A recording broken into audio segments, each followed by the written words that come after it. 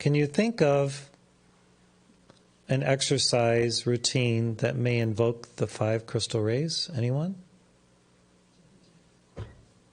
Jumping jacks. Jumping jacks. 5 Tibetan rites. The what? 5 Tibetan rites. The 5 Tibetan rites. Yeah. You start by spinning around. You get up to 21 times. You can go more, but it's not necessarily recommended. If you want to become a whirling dervish, you can do that. I love actually spinning more than 21 times. And then the second one, you get down and you... What yogic pose is that where you do your legs all the way behind you? The plow? The plow. Third one, you're kneeling, and then you, I think you're kneeling, right? And then you arch back as far as you can go. The next one you do, what is it, upward dog, where you're kind of like this, and then you also arch, but you're arching up, so you hopefully get your back straight. And the final one is you're forward, and you arch like this, and you come back like a cobra. So those are allowing the energies of your inner bodies to come forth through flexibility, agility, and they keep your body supple so that you can actually receive in meditation the higher frequencies. Now, the energization exercises of Yogananda, Paramahansa Yogananda, also we give regularly. They are fantastic for energizing, so you tense and then you relax. So what is the tension and the relaxation? What is that? Anybody? What does that represent? Prana. What? Prana movement. Prana movement. Heartbeat. Heartbeat.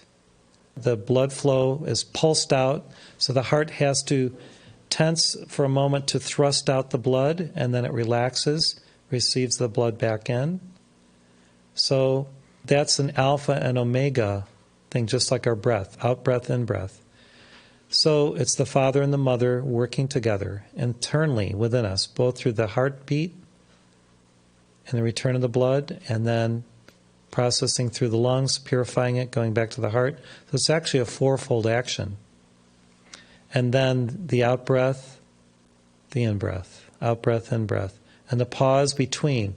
The pause between the out-breath and the in-breath is the point, that sacred space of the pause where the universe opens to us.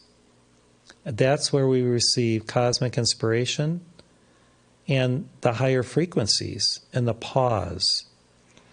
I think we've all had the mystical experience of when you weren't in your mind, you weren't thinking, you were outside of human thought, you were just kind of maybe going about something automatically, but then came this amazing inspiration, right? Because you weren't in your mental mind. You've all had that, right? You had an intuition, you had maybe a vision, you had an inspiration, you were told something by a higher being, a muse, your higher self, that would occur in the future, or you were given a warning. I mean, we've all had these. It's the pause, and that pause is the sacred space where the mystical, magical, and miraculous things happen in our lives. Now, the initiates can create that pause anytime. How? Through meditation, where they slow down the heartbeat, they slow down the breath. The yogis can do this. They slow it down to the point where they can actually even stop the heartbeat and the breath. And they can be in the Himalayas and the mountains, and their bodies go into kind of a state of divine, what do you call it? What, the what? Hibernation, yeah. They can stay alive. So they have accessed something beyond this world, which is mystical, which is the currents of the crystal rays. And they can travel in their light bodies. They can do spiritual work anywhere on the planet. And we've read about these guys, these yogis. When are we going to do this? Maybe some of you are. already. I think some of you are consciously. Maybe you're doing it unconsciously more than consciously.